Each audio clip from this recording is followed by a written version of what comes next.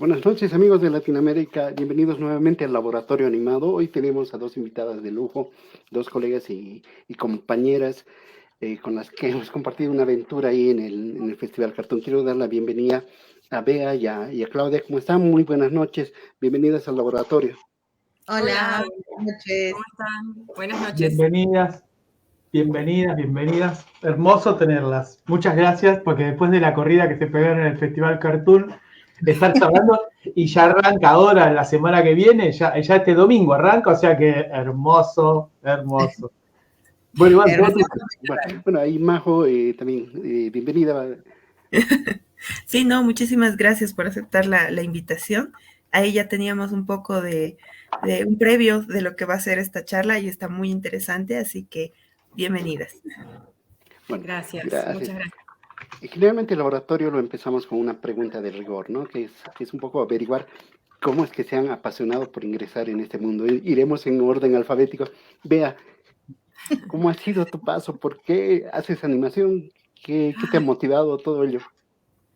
A ver, tengo recuerdos de la infancia de haber visto cosas que me impactaron muchísimo y que siempre me quedaron dando vueltas. Tengo el recuerdo de una publicidad hecha en stop motion con plastilina, una metamorfosis, que me quedó todavía hoy en día, la sigo recordando y me encantaría encontrarla, pero no hay rastros de esa publicidad. Y también de chiquita empecé a hacer mis propios experimentos. No sé cómo, creo que, bueno, hay algo muy importante que es que había un taller de animación para chicos en Santa Fe, de donde soy yo, y tuve la oportunidad de experimentar un poquito, siendo muy chiquita. Y bueno, y después mis juegos muchas veces iban en torno a hacer pequeñas animaciones en las esquinitas de las libretas y los cuadernos. Mi juego con las muñecas era armar situaciones, sacarles fotos y contar historias con fotos, muy parecido a lo que hago ahora con el stop motion. Eso en cuanto al los orígenes, digamos. Tenía un proyector también, que era un proyector a mano, entonces yo dibujaba las tiras, iba pasando, era cuadro a cuadro, porque eran viñetas y las proyectaba para mi familia. Siempre tuve esa pasión desde muy chiquita, el cinegraph, exactamente. Y bueno, y después ya más de grande, cuando empecé la facultad, estudié comunicación social al principio y bueno, tuve la oportunidad de asistir a un taller que en simultáneo con la facultad. En la facultad estudiaba cosas afines, pero bueno, tuve la oportunidad de ir a un taller en Santa Fe, donde estudiábamos, era realización en video, pero tuvimos alguna clasecita de dibujo animado, me acuerdo. Y bueno, con el tiempo me empecé a interesar cada vez más, tuve la oportunidad con becas, estudiar afuera, y ahí fue decisivo porque fue cuando, bueno, decidí que quería estudiar animación y me metí de cabeza. Y ahí empecé a estudiar. Me armé yo mi propia carrera, digamos, haciendo un circuito por distintas escuelas de animación. Estudié en la FAMU de Praga, donde está la carrera de animación. Tuve la oportunidad de estudiar con un tutor, que era Przetislav Poyar, un animador stop motion que se especializaba sobre todo en animación de muñecos. Y bueno, y posterior a eso, completar la carrera en la Universidad Konstfack en Suecia. Eso fue para mí como el inicio, ya más como que tomé la decisión de que quería dedicarme a esto. Si bien el audiovisual me gusta en todas sus formas y me interesa seguir haciendo otras piezas de ficción o documentales, para mí la animación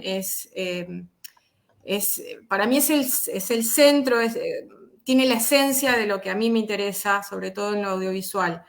Entonces, bueno, no fue algo muy natural que yo fuera fuera metiéndome cada vez más en este mundo de la animación y que se convirtiera prácticamente en el eje de mi trabajo. Gracias. Un lujo, o sea, preciso apoyar. Increíble. ¿No? Se te caen las babas, Iván. Sí. A todos. No, bueno, sí. Fue una experiencia intensa, muy, muy, muy linda, que duró 2 años.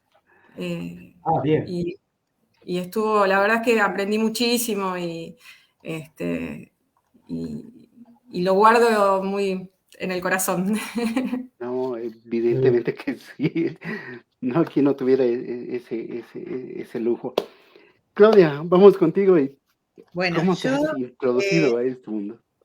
Hay cosas que me unen a la historia con Bea. Si bien no nos conocimos mucho tiempo después. Yo, en realidad, mi formación es de artes visuales. Yo soy profesora de artes visuales. Y desde ese lugar fui convocada para el taller El Pibe, donde estudiaba Bea cuando era chiquitita, para ayudar a los chicos a modelar, a hacer las maquetas y demás.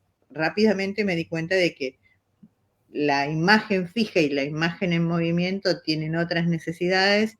Entonces, bueno, me fui a estudiar a Rosario, en Santa Fe no había donde estudiar, entonces me fui a estudiar a Rosario con Pablo Rodríguez Jauregui, en el taller El Sótano en ese momento, y justo sucede en una de esas semanas el Festival Latinoamericano de Video, que lo traen a Walter Tournier a dar una charla. Y lo llevan al sótano. Entonces, bueno, tuvimos un tallercito con él.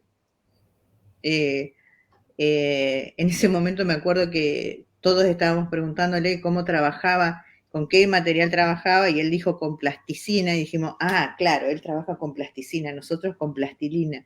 ¿Y cómo es? Ahí está el problema. Y entonces dice, no, la única diferencia es la L.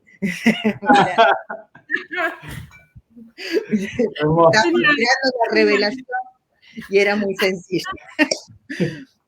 Bueno, entonces yo lo conozco a Walter, presento una beca en el Fondo Nacional de las Artes para estudiar con él. Entonces voy durante 1 año a Montevideo a estudiar con Walter. Me quedaba en su casa porque generoso como es, entonces yo me quedaba en la casa con él. Me enseñó a hacer además unas parrilladas increíbles, unos mejillones al vino blanco tremendos, pero bueno, fuimos haciendo todo un proceso porque además yo había empezado con que yo quería aprender la técnica del látex para enseñársela a los niños, pero bueno, después se fue profundizando y agrandando todo el interés.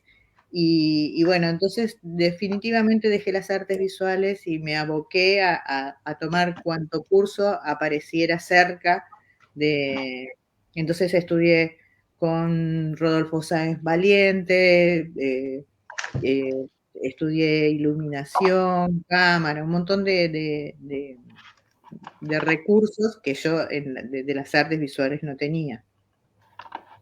Y durante muchos años mi trabajo consistió fundamentalmente en la docencia, en trabajar con los niños, pero después ya empecé a tener ganas de contar mis propias historias, en lugar de meterme en la de los niños. Así que ahí fue que empecé con un grupo, además, en ese momento conseguimos, el taller del pibe desapareció, pero se transformó en la educación audiovisual en la provincia. Nosotros en la provincia de Santa Fe tenemos 2 escuelas secundarias especializadas en artes audiovisuales, donde los chicos tienen montaje, guión, animación, dirección de arte.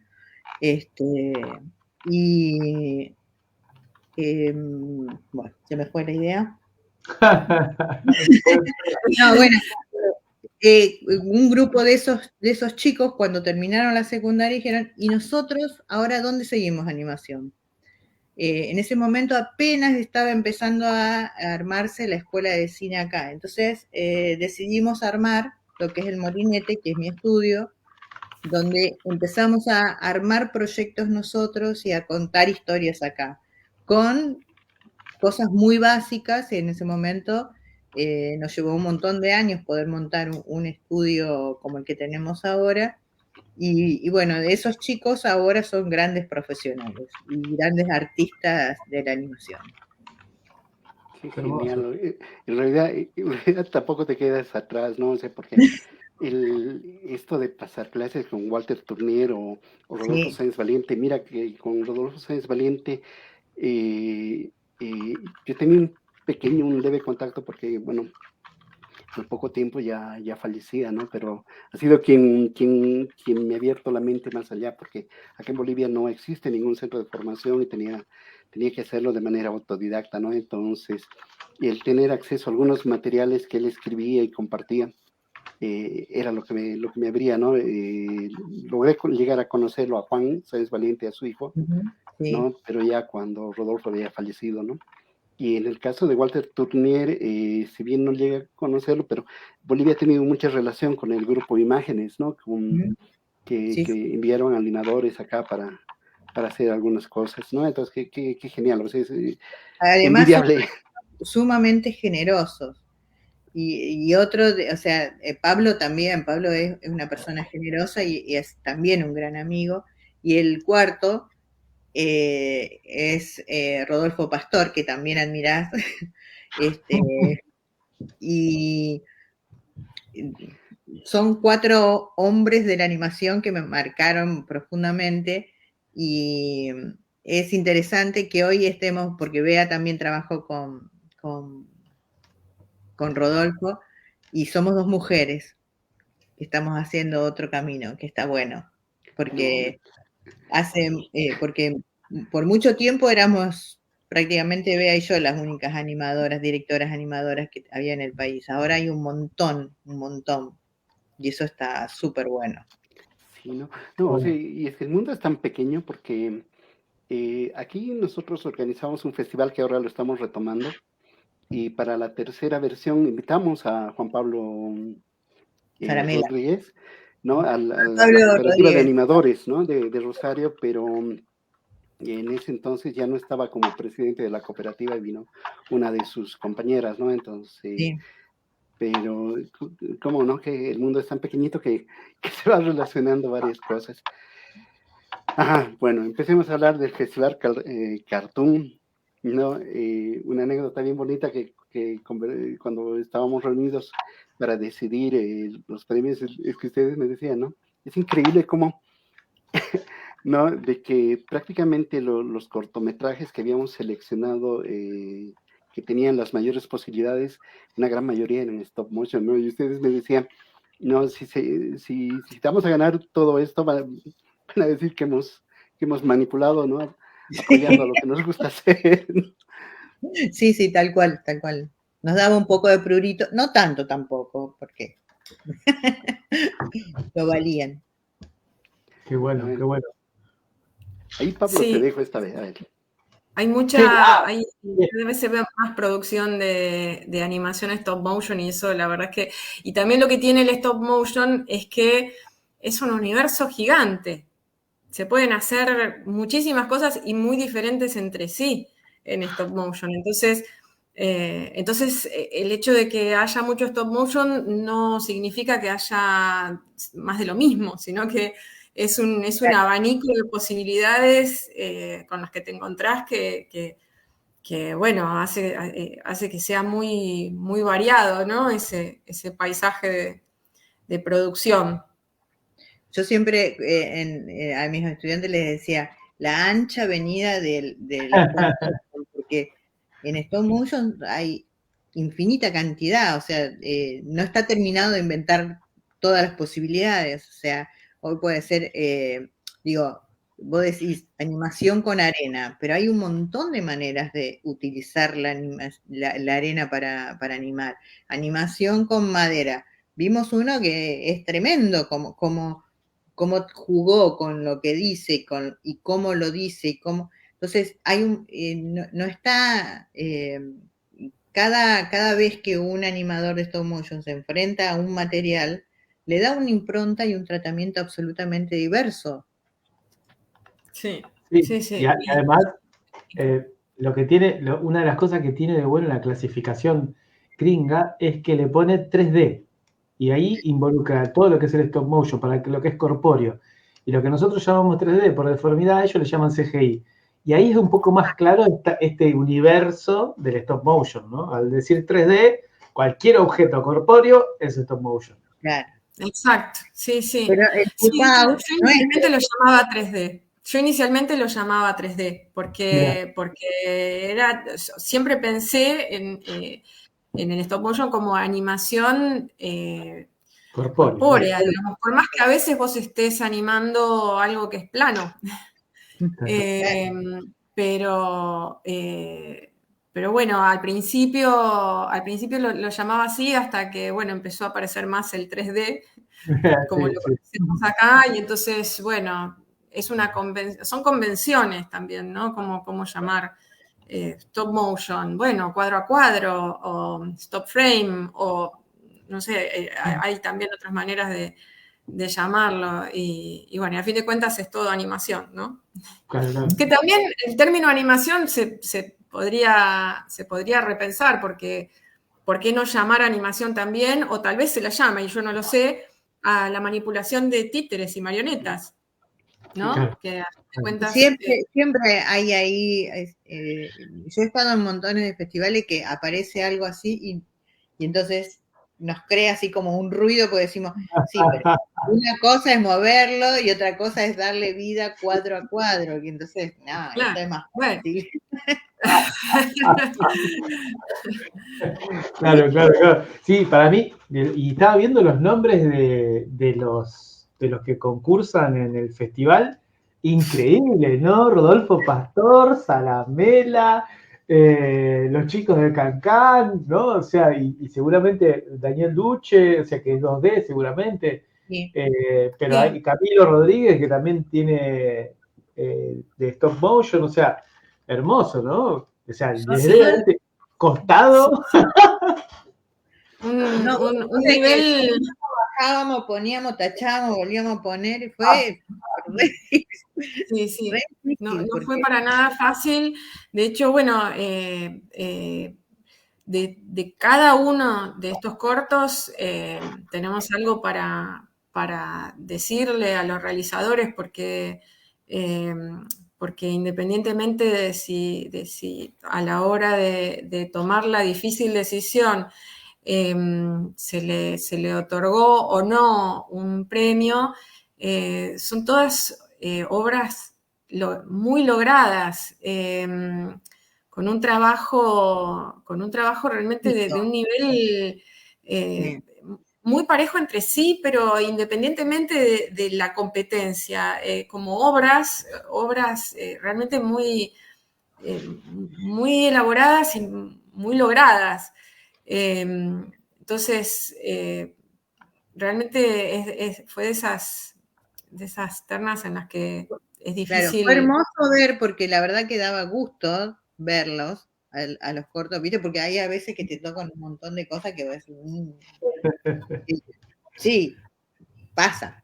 Pasa. Sí, o en las preselecciones también, ¿no? En las preselecciones el filtro es más amplio, entonces por ahí no tenés este nivel. Daba gusto verlo, porque eran todos muy hermosos. O sea, sí. Y fue lindo el intercambio, fue de las experiencias más lindas como jurado, porque se dio un intercambio muy lindo, digan ustedes si están de acuerdo, Iván y Claudia. Nada. Fue muy lindo y lo que disparó y las cosas que intercambiamos sobre los distintos, porque hablamos de cada uno y nos hacíamos preguntas de a ver cómo había visto cada uno algo, y se dio ahí como un intercambio súper interesante, ¿no? En el que cada uno reflexionó sobre cosas y fue como poder compartir, ¿no? Fue no solamente el tener que decidir compartir, y terapéutico, ¿no? Vamos, animación latinoamericana. No, porque Viste además que- también cada uno lo mira desde su historia, de sus realizaciones, de un montón de cosas. Entonces, Sí. también uno podíamos contar desde donde lo estábamos viendo y entonces, mirá, no lo había pensado. Sí. Fue súper rico e interesante, la verdad. Sí, también como lo que, como lo que pasa cuando vas a una función de un cineclub y después te quedás hablando sobre la película. Bueno, acá yo sentí como que nos pasaba algo así, como que habíamos visto obras muy buenas y después se dio la posibilidad de conversarlas entre los tres. Y la verdad que pase eso y que pase con una selección completa, la verdad que está buenísimo. Sí, Qué bueno. Placer. Qué bueno. Aparte, es muy esperanzador ver tan buen nivel de cortometrajes. O sea, decís, Sí. estamos haciendo algo muy grande. Están pasando cosas buenas. Sí, es cierto eso. Es cierto. Y entonces vamos ahí, ¿no? A la pregunta del millón. ¿Cómo ven la industria en nuestro país? Porque siempre el Eso es formato... otro. Está bien, pero viste que el semillero siempre arranca por los cortometrajes, no solo el semillero de animadores, sino el semillero de directores.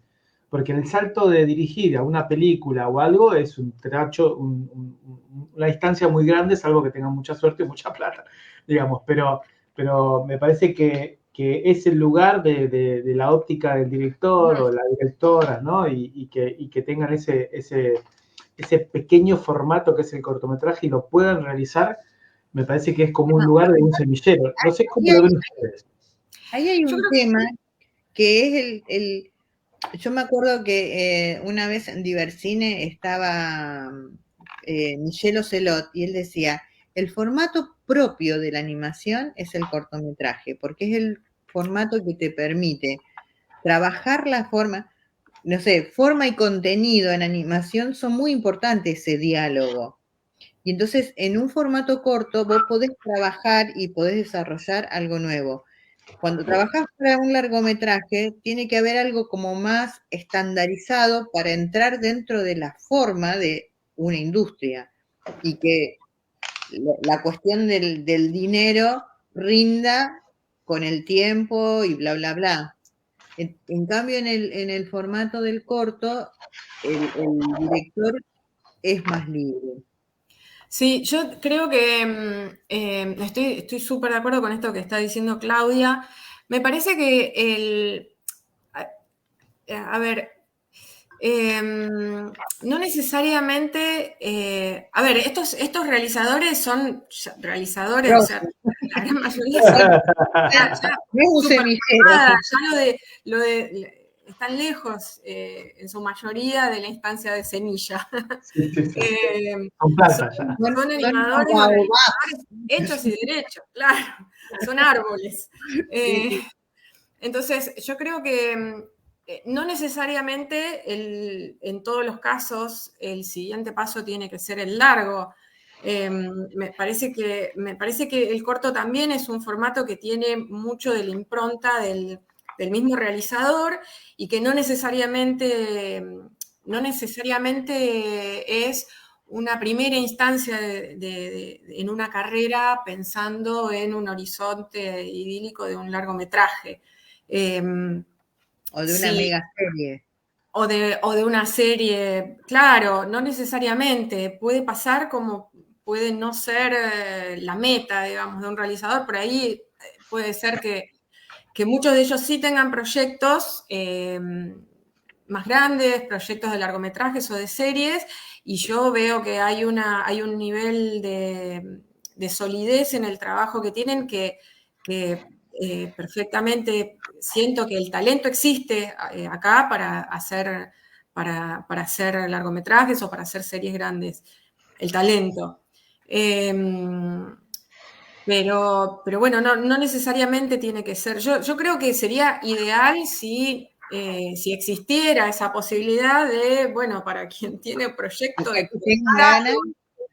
quien tiene un proyecto de contar algo en un formato largo o contar algo en un formato con episodios, bueno, que pudiera hacerlo, que no fuera sumamente complejo, y quien se lleva mejor o se siente más en su salsa, digamos, haciendo cortometrajes, que el cortometraje tuviera más espacios, que desde ya los festivales son súper importantes, son necesarios, son los lugares donde más circulan los cortos, donde pueden encontrarse los realizadores con el público, son súper importantes. Pero bueno, que también hubiera más otros espacios, como por ejemplo, no sé, que antes de las películas, de los largometrajes que se ven en el cine, se viera un cortometraje, o sea, que hubiera un corto y inmediatamente después el largo. No sé, como que hubiera más espacios también en los que los realizadores que dejan todo por hacer un corto puedan vivir también de eso, o por lo menos tener ingresos, digamos. No, y que también haya líneas, qué sé yo, no sé, yo ahora terminé el rodaje de un cortometraje de 8 minutos, que empecé la pre en octubre del año pasado, trabajando con 3 sets simultáneos, o sea, con mucha infraestructura. Por supuesto que la plata que me dieron en el fomento se acabó rápido. Claro, muchísimo, pero en las bases el tiempo que me daban era 6 meses. Yo le digo, es que no existe nada antes de que yo me ponga a modelar, nada del mundo que va a tener ese, o sea, no es que yo voy a alquilar una casa, busco 5 actores, o sea, no, tengo que modelar los 5 actores con todas las vistas, tengo que modelar la casa en distintas escalas para los distintos encuadres. Entonces, también que de pronto las líneas que salgan tienen que poder pensar cuáles son las necesidades de la animación.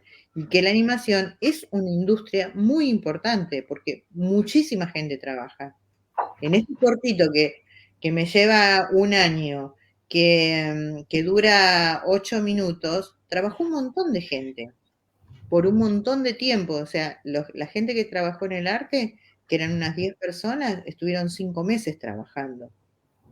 Y la gente que estuvo animando estuvieron 8 meses trabajando, los 3 animadores. Entonces, digo, en un largometraje trabajan 8 semanas.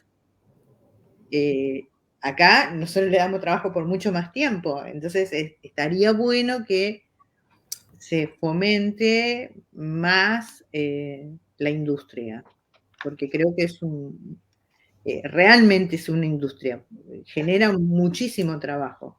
Sí, y también algo que por ahí a veces no se ve, porque a veces cuando uno está en la realización y quiere comercializar y quiere crear historias que sean comerciales para que las compren ciertas VOD o toda esa fantasía que uno tiene en un inicio, también son generadores de cultura, ¿no? Y creo que stop motion es una de las más fuertes, porque no veo mucho stop motion con una estética Pixar, ¿no? El stop motion tiene como una identidad que es un poco más esto de los elementos del lugar en donde están, los personajes que tienen todas las complicaciones del stop motion, de cómo pararlo, ¿no? De decir, ¿cómo lo voy a sostener por la gravedad? ¿Cómo lo construyo, ¿no? De hecho, Lo Bianco siempre dice, tendríamos que conseguir comprar gravedad. Entonces le pones un poquito de gravedad acá, un poquito de gravedad. Y vuela, sí. Todavía no se inventó, entonces seguimos peleando con la gravedad. Sí. Y me parece que ese es un... Porque a veces uno la cultura no la tiene como en qué canales está, ¿no? O sea, y me parece que el cortometraje me da la sensación, no sé qué piensan ustedes, y le abro la pregunta, no sé qué piensan ustedes en cuanto al cortometraje como generador de cultura regional, digamos. Si es más fuerte, porque capaz que el largometraje siempre se mete en la comercialización, entonces se pone esa cosa universal, entonces trabaja con estéticas que ya son conocidas, y en cambio el cortometraje... No sé Sí. qué les parece. Sí, el cortometraje me parece que en general no lidia tanto con las limitaciones que se imponen, porque bueno, cuesta mucho hacer un largometraje, entonces tiene que rendir, no hay otra manera. Es muy caro, es muy costoso, es mucho tiempo, es mucha gente, entonces en algún punto se entiende cuando las producciones tienen que como negociar algunas cosas. El corto en general, creo que lo había dicho antes, es un espacio donde está mucho más presente la impronta del autor, sin tener que necesariamente negociar tanto, digamos. Bueno, sí, siempre hay cosas que tenés que, o sea, hay muchas cosas que tienen que ver con las circunstancias. Acá en Argentina tenemos nuestras circunstancias que también marcan mucho cuál va a ser cuáles van a ser los avatares que va a tener que ir pasando un proyecto hasta que se convierte, hasta que toma forma, y eso también le da una impronta, no está solamente la impronta del autor, como que bueno, lo tengo acá en mi cabeza y entonces con los materiales y con no sé qué logro hacer que se plasme. Pasan tantas cosas en el camino que bueno, también una va teniendo que negociar y tomar decisiones. Pero bueno, dentro de toda esa batalla que es es realizar animación, sea un corto, sea un largo, sea una serie, sí es probable que el cortometraje de animación sea el que sale un poquito más ileso o por lo menos con menos Que condicionamiento. nos da más libertad para decir lo que queremos decir y cómo lo queremos decir. Y en eso, el contexto de cada uno creo que pesa mucho. No sé, que Aldana esté en el norte contando con Barro, no es casualidad. Podemos traer más de lo que nos rodea a eso que queremos contar. Y es muy rico y muy interesante. Acá yo tenía una colega, ¿no? Guionista que justo en una conferencia que hablaba sobre guión y sobre cortos, y le decía, no, o sea, bueno, se hace la analogía de que el largometraje es la novela y el corto es el cuento, pero en realidad el corto debería tener esa magia, esa libertad de la poesía, decía, ¿no? Creo que Lindo, sí, y la animación, yo creo que la animación es más poesía que cuento. Puede serlo, sí, puede serlo. Sobre Sí, todo por esa cuestión de que nosotros tenemos que jugar es eso de la forma y el contenido. O sea, no es lo mismo contar con barro que contar con muñeco, que contar con un dibujo. Son distintas maneras, no hay nada predicho y nosotros estamos decidiendo cuál es la materialidad con la que vamos a contar. Entonces, creo que la forma esa es poética. Claro, como dice Mónica Kirchmeier, que siempre la cito en el libro, pero dice de esto de trabajar un poco con la transformación, ¿no? Con lo que no se puede ver en lo real para que sea animación, ¿no? Que hay como esa tendencia constante de llevar al realismo todo, ¿no? De que los personajes cuando pisan sobre una gravedad y que salirse de ese realismo como que al autor le cuesta un poco y en ese no salirse de ese realismo se pierde un poco esa esencia, ¿no? De la animación, ¿no? Sí. Esto de hacer con el pincel y pintar un coso y meterse, ¿no? Esa cosa que antes por ahí se veía un poco más.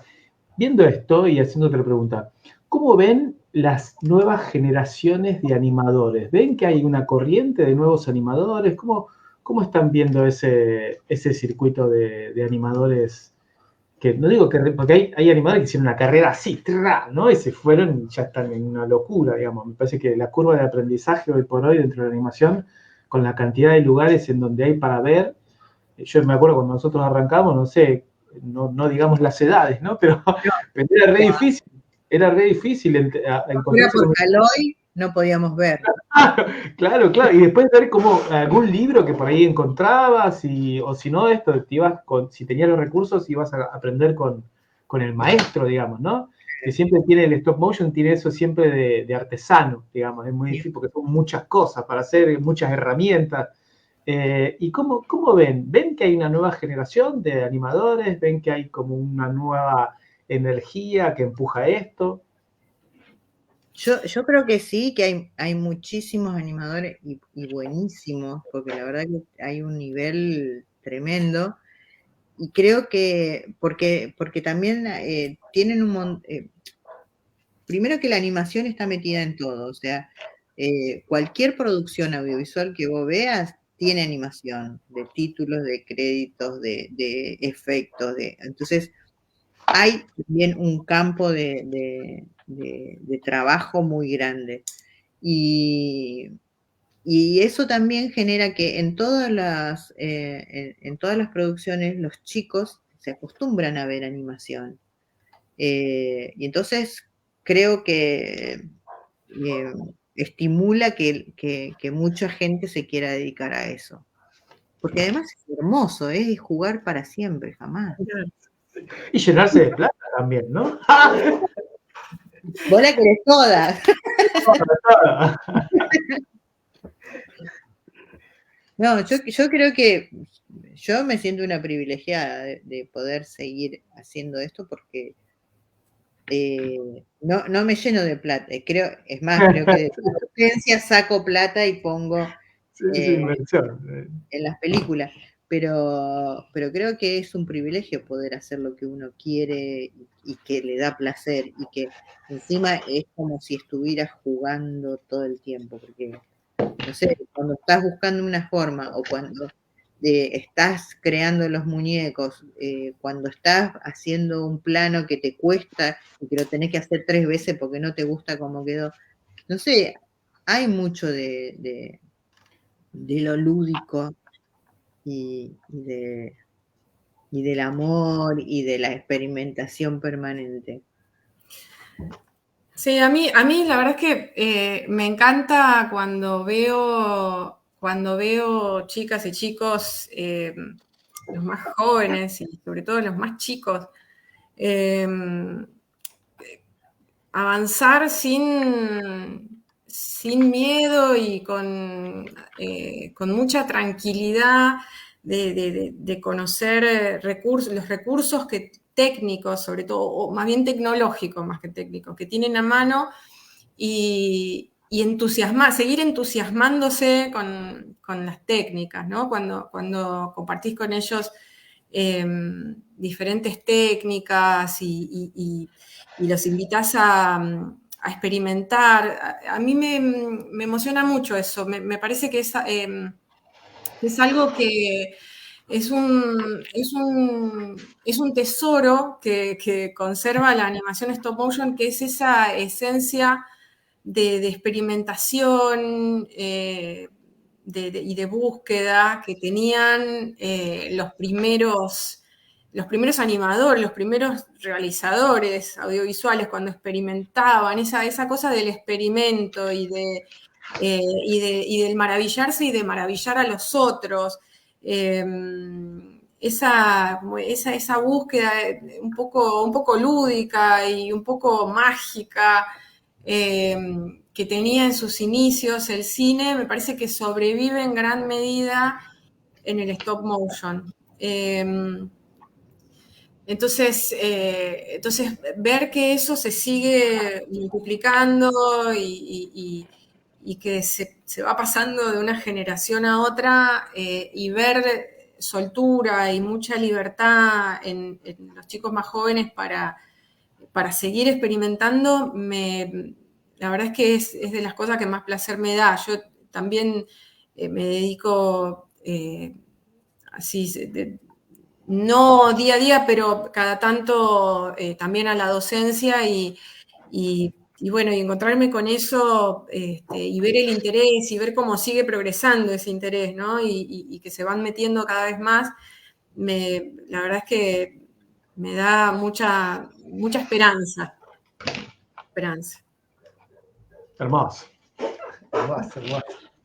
Me parece Por eso las realizaciones que teníamos que evaluar, buenísimas. O sea, por eso para mí era esperanzador, porque dije, wow, qué nivel. Bien. Qué desafío para nosotros también seguir. Sí, ¿no? Ahora, una de las particularidades, por lo menos que creo que para mí ha sido bastante refrescante, al ver tanto la muestra argentina como la muestra internacional, es que me trajo una añoranza, ¿no? A aquellas animaciones, sobre todo del este de Europa, ¿no? Inclusive hasta las estéticas o las formas como resolvían, ¿no? Entonces, era como que se recuperaba esa magia, ¿no? Porque mayormente las muestras, por lo menos en las que había participado como jurado, estaban muy apegadas a la tecnología y al efectismo y todo ello, ¿no? Pero al ver estas obras creo que se recuperaba esa magia y era algo emocionante, ¿no? O sea, de ver, o sea, de decir, oh, no, inclusive hasta de recordar cosas que habíamos olvidado, ¿no? Qué sé yo, los cortos checoslovacos, ¿no? Sí. Esas animaciones. Entonces, realmente, cuando, como tanto Claudia como Bea lo dicen, era una muestra que valía la pena ver, porque a mí me ha pasado que había festivales en los que veías no, y pasaban los 2 primeros minutos y querías pasar al siguiente video, ¿no? Sí. Sí, sí, sí. Se siente mucho esto que hablábamos antes de la impronta del autor. Y esto, la artesanía también está muy presente en la mayoría de las obras que vimos. Está muy presente esto de la cosa También artesanal. inclusive en los que eran de dibujo animado, también se veía una En búsqueda general, distinta, sí, claro, búsquedas en de general. un tratamiento del color o de la forma diferentes, no tan apegado a lo industrial, sino hay una búsqueda artística interesante. Realmente era emocionante. O sea que porque ahora arranca el festival y lo van a poder ir a ver. O sea que el día, ahora después voy a buscar en la programación cuándo están estos cortos de que están hablando Claudia y Bea. Sí, quiero agregar una cosa. Además de esto artesanal, a ver, no hay que asociar artesanal con rústico, aunque las cosas rústicas también pueden tener su belleza y todo, pero siento que había o sea, la impresión general fue de mucha prolijidad en el trabajo. Y nosotros sabemos, como animadores, que como realizadores sabemos lo difícil que es realizar obras como las que realizaron o sea, como estas obras que vimos, ¿no? Como las que se presentaron acá, sabemos lo difícil que es y todas las dificultades que hay que sortear y todas no sé, todas las cosas que no tenemos a mano, porque, bueno, no hay una industria donde podemos apoyarnos para fácilmente resolver las cosas con algo de tecnología o con, no sé. Entonces, sabiendo lo complejo que es realizar acá, ver esos resultados realmente habla muy bien del trabajo que hizo cada equipo, porque bueno, también esto, ¿no? Hablamos de autores y de realizadores, pero bueno, la mayoría, no todas, algunas son, creo, si no son unipersonales casi, algunas, pero bueno, la mayoría de los trabajos implican el trabajo de todo un equipo. Y entonces eso también te habla de gente formada en distintas áreas y aportando ideas, soluciones y, bueno, su arte y su oficio. Y bueno, y sin duda la orquestación de todo eso, ¿no? Desde el trabajo de la directora o el director y desde el trabajo de los productores. Entonces, bueno, no tenemos una industria que nos haga muy fácil el trabajo, pero sí existe el capital humano, digamos, el talento y sin duda el esfuerzo y la dedicación tan fuerte, ¿no? Porque si no, seguramente sería muy difícil llegar a los resultados que vimos.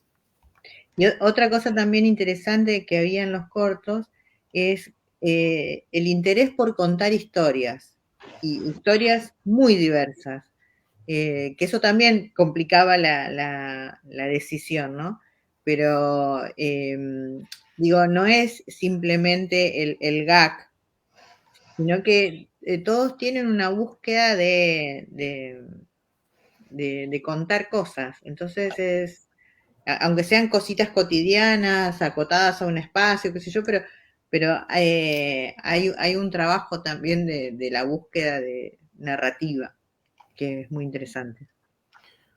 Y una pregunta, porque siempre cuando uno habla de una industria cultural, ¿no? Muchas veces hace el eje en los creadores y en los desarrolladores y en los gestores de esa industria, pero muy pocas veces habla del público, ¿no? Del público que consume eso, digamos.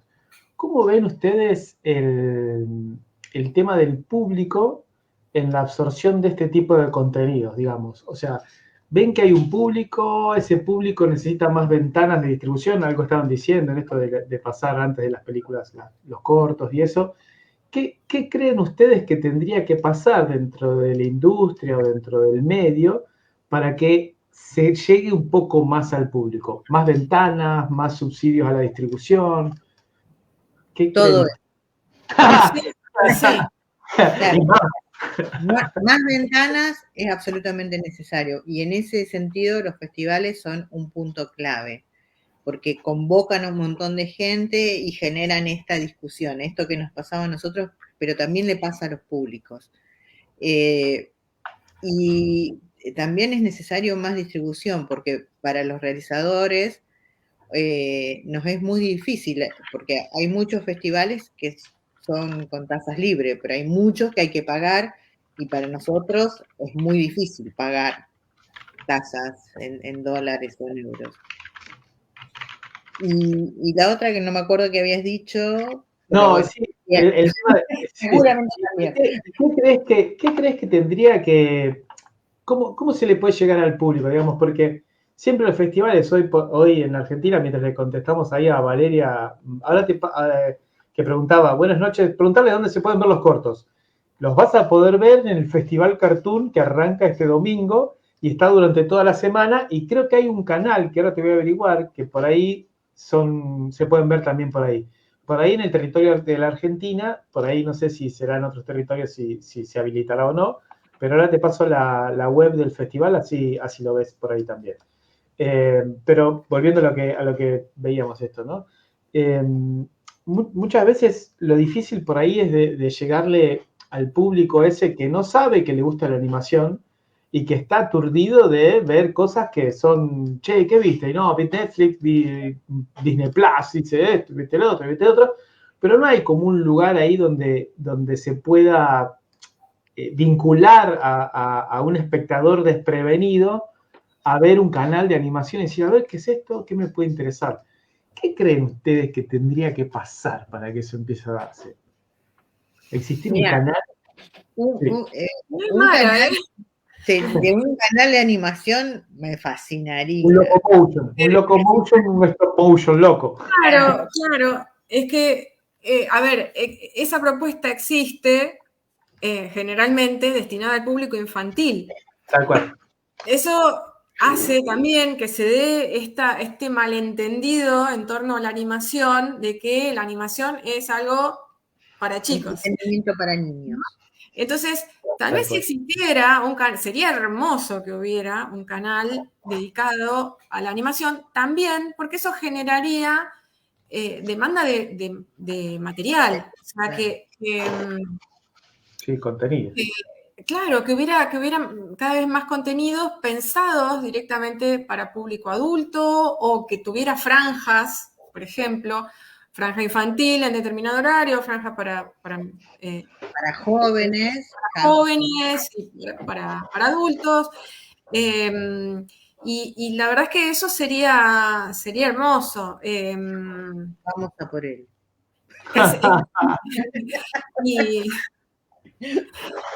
Está bueno, la verdad que me gusta la idea, porque, bueno, ya existe la experiencia de que, bueno, sabemos que no es fácil con el tema de los presupuestos, pero por muchos años acá en Argentina hay un par de canales que durante una buena cantidad de años fueron un espacio que a mí me tocó trabajar en uno de ellos, que es el canal Paca Paca.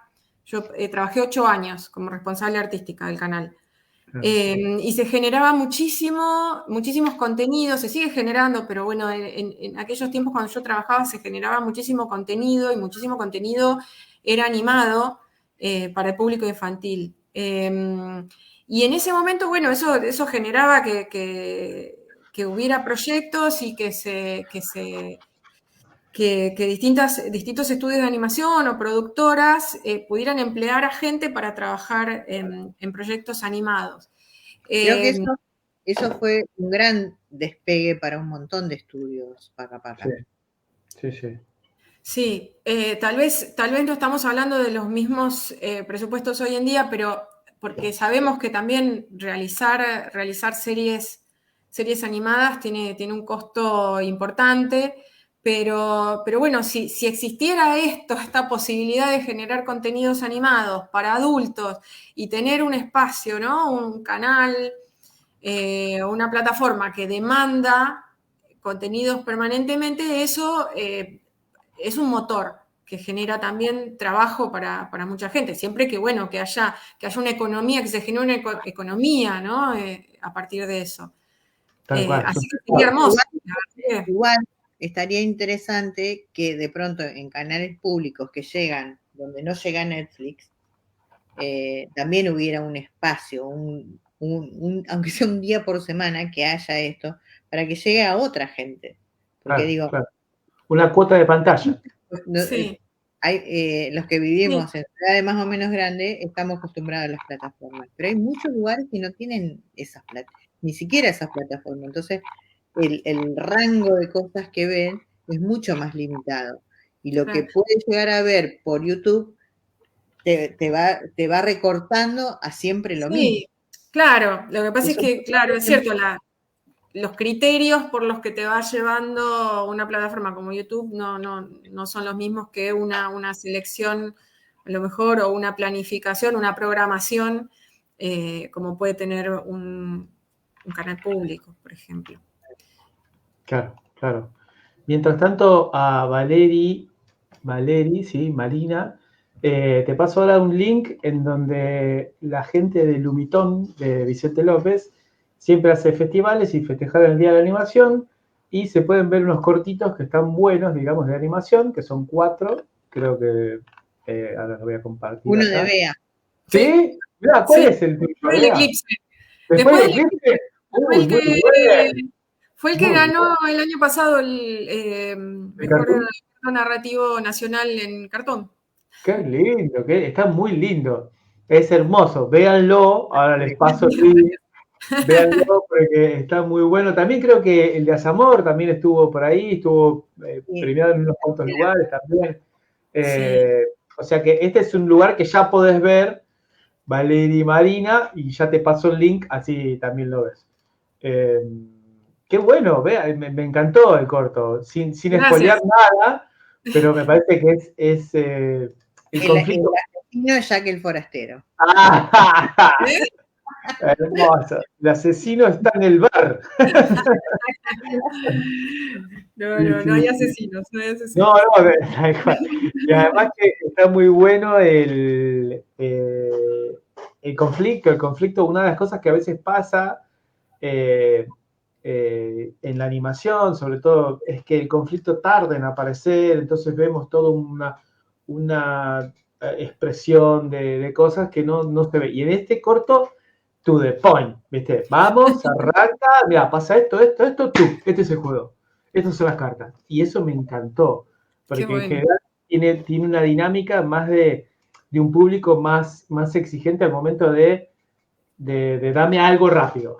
Digo, en el contexto, ¿no?, de hoy por hoy, de lo que es YouTube, de lo que son los contenidos del VOD, en el que el espectador no le da tanto tiempo al relato, sino que el espectador de festivales y de muestras sí tiene ese timing de decir, contame, y después a medida que va pasando, bueno, después sí hago el juicio, pero me gustó mucho eso, o sea que totalmente recomendado, mírenlo, que ahora tengo otro copio.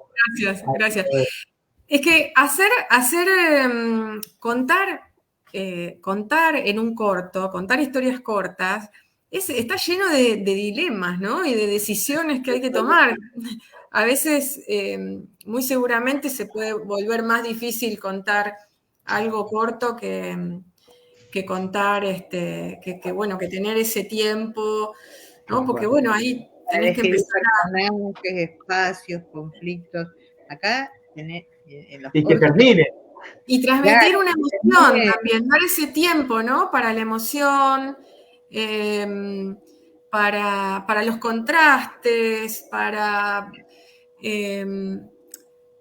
que uno se enamore un poco, para que uno, no sé, que para poder contemplar también, ¿no? Que no vaya todo así a las piñas. O sea, Sí. hay cortos que buscarán eso y que también está buenísimo, pero en mi caso, por ejemplo, me pasaba eso, que tenía que tomar muchas decisiones que me permitieran pasar por esos estados o esas emociones o esa información. Generar empatía, o sea, del público con el personaje, ¿no? Para identificarse o no, o contaminarse. Y en eso los cortometrajes tienen, ahí está el corto. Yo voy poniendo algo y lo vamos pinchando, ganaste un montón de cosas, ¿no? Un recorrido hermoso tiene el festival. No lo vamos a ver todo, o sea que lo tienen que ir a ver ahí en el link que les dejamos, pueden ver esos 4 cortos. Vamos a ver unos poquitos, ya que te tenemos acá, y nos comentás, ¿viste? Pero la verdad que está muy lindo, o sea, la iluminación es hermosa, los equipitos, ¿viste? No le pongo el sonido porque sí, no, pero ¿cuánto tardaste en hacer esto, ya que estamos? La verdad es que, a ver, hay 2 tiempos que se pueden contar. Hay un tiempo que es desde que yo lo empecé a pensar hasta que estuvo hecho. Y eso fue muy largo, eso fueron 8 años. Pero bueno, después hay otro tiempo que es el tiempo de la realización más concreta, digamos, que se disparó a partir del momento en que el proyecto ganó el concurso del Inca para cortometrajes de animación. Desde el momento en el que dimos inicio, ahí nos empezó a correr el tiempo, que ahora estoy tratando de recordar, creo que eran 18 meses. Y bueno, tiempo de mucha elaboración, de mucho trabajo. Había un interés, yo tenía un interés muy fuerte en que se apreciaran mucho las materialidades, entonces y poder experimentar nosotros también el trabajo, o sea, los oficios, ¿no? Que habla de una época del mundo en el que había mucho oficio, que es más o menos la década del 20, en un pueblito agrícola de algún lugar de Argentina, del centro de Argentina. Bueno, mis orígenes como santafesina, ahí un poco me llevaban para ese lado.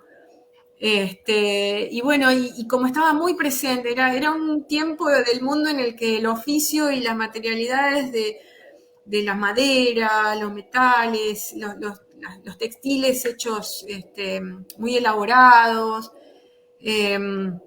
estaban muy, muy presentes en la vida cotidiana. Entonces, bueno, esa fue parte de la búsqueda y eso nos llevó a nosotros también a meternos en esos oficios. Entonces, bueno, eso es algo muy laborioso que lleva tiempo. Pero bueno, logramos meterlo todo en ese tiempo de 18 meses. Y bueno, con todas las cosas que pasan, con todo lo que pasó, que de empezar con un presupuesto con dólar 6 a un rodaje con dólar a 60 en ese momento.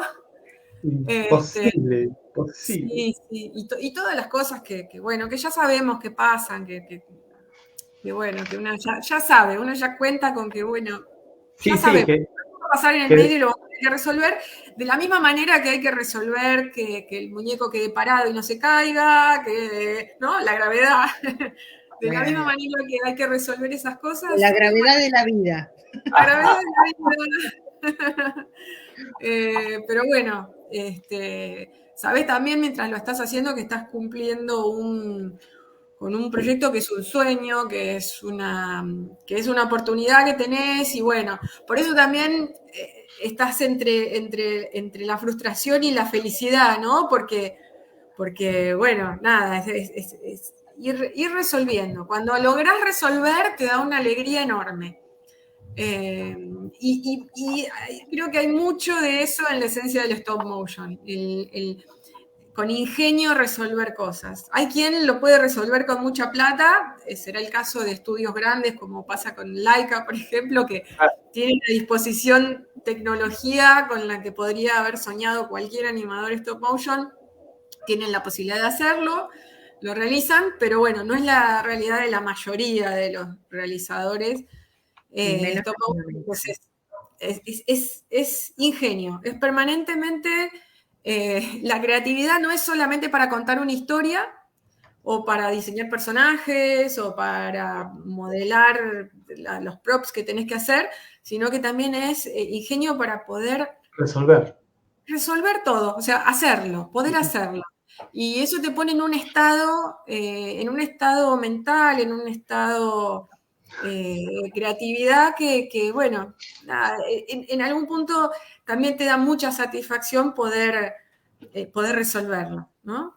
Me acuerdo que una vez lo encontré a Walter Tournier en un festival y cuando me ve me dice, ¡resolví el agua! Y era... es eso. ¡Eureka! Así que es una cosa, y que a lo mejor era un agüite que caía de una canillita. Claro, es que las charlas que se dan, las conversaciones que se dan entre animadores son geniales. Alguien que lo escucha de afuera son insólitas, ¿no?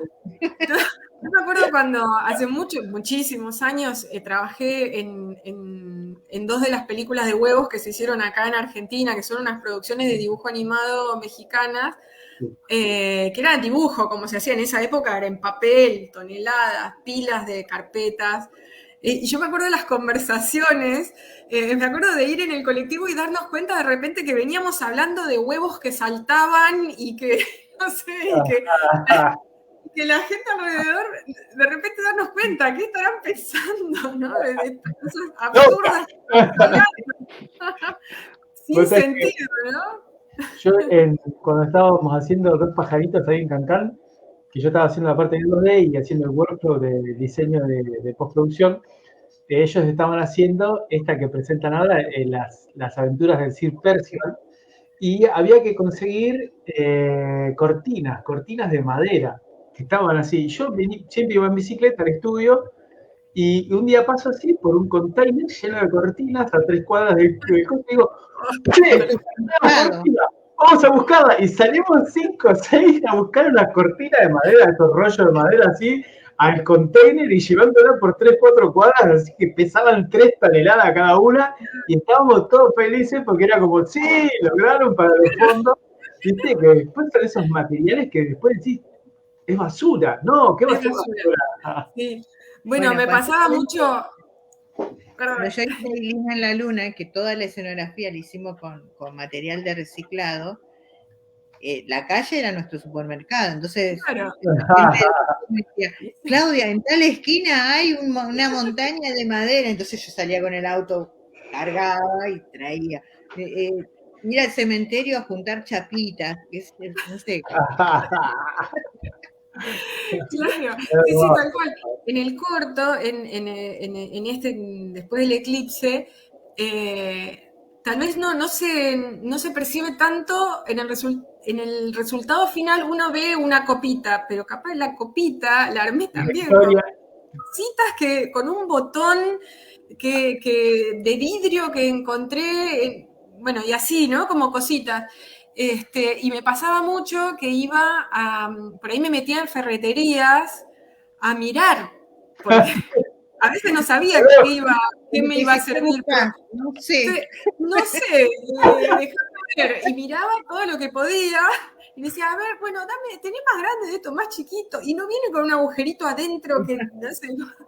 Y me decía, pero ¿para qué necesitas? Y ahí venía la explicación, porque ¿qué le podía decir? Entonces, bueno, no, lo que pasa es que tengo que hacer, bueno, y siempre era toda una charla, una explicación, y bueno, nada, era, hasta ese momento me miraban como loca. Claro. Un pedacito de lo que haces como para que entienda y no te lleve al manicomio. Sí. Directo, dame la policía, señor. Claro. Me acuerdo cuando terminé el corto que cuando me di cuenta de que no necesitaba más ir mirando para todos lados, mirando los árboles, a ver cómo son los árboles, para después hacer mis árboles, o ir mirando el piso para levantar cositas que aparecieran porque me servía para, no sé, para el manubrio ese que tienen al costado de las máquinas de coser, o cosas que no aparecían y no las encontraba y que tenían que ser de determinada materialidad. A veces me llevaba mucho tiempo y probaba muchas cosas y no daba, y de repente eso, iba caminando por la calle y entre dos baldosas brillaba una cosita y la miraba y era justo lo que necesitaba. Como Dios proveerá, ¿no? Sí, claro. además te tiene que dar la textura para la escala en la que estás trabajando, ¿no? Y sí. Ojo, igual yo cuento todo esto, pero trabajaba conmigo gente hiper capaz y talentosa que generaba cosas que no se pueden creer. De hecho, no sé, toda la parte de madera, toda la guacería, los muebles de madera, salvo un par de cositas que aprendí, que fueron mis primeras horitas en madera, el resto las hizo mi marido, que, bueno, nos conocimos haciendo el corto. Nos conocimos haciendo el corto y... Con Bea nos asociamos para pagarle menos a los... Yo el diseñador sonoro y el músico. ¿Viste? Una tiene, o sea, no podemos pagar todo. Entonces hay que... Muy bueno. No, pero bueno, nada, o sea, hay un poco de cada cosa. Hay un poco de esto de que una va buscando cómo resolver y después hay gente que está laburando como loca para generar